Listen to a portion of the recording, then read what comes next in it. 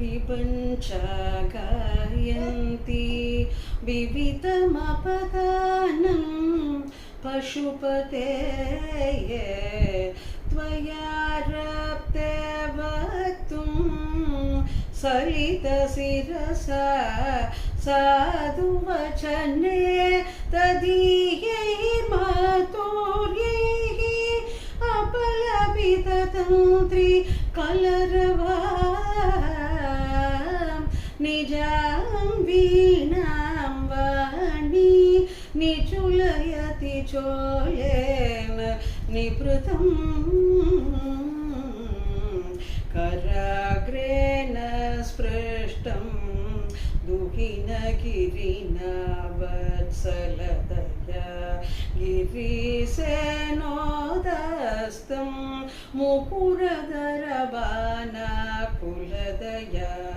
करग्राह्यं संवाहार्मुखमुकुरवृन्दं गिरिसुते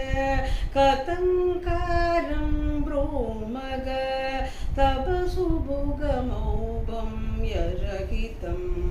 भुजाश्लेषा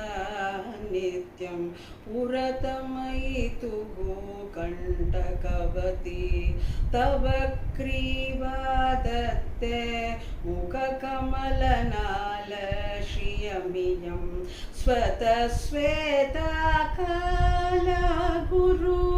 बहुलजम्बालमलिना मृणालीलालित्यं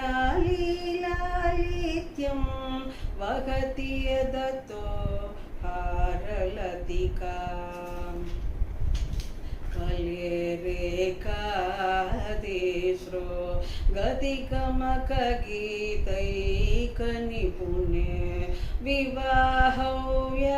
विवाहव्यानत प्रकुणगुणसंज्ञा प्रतिभुवक विराजन्ते नानाविध मधुररागा करभुवं त्रयाणां क्रमाणां स्थितिनियमसीमा नैव ते मृणाली मृत्वीनां तव भुजलतानां सदृशनां चतुर्भिः सौन्दर्यं सरसिजभवस्तौतिवदनैः नगेभ्यः चन्द्रस्यं प्रथममदनादन्तकरिभोः चदूनां श्रीशानां सममभयः स्तर्पणधिया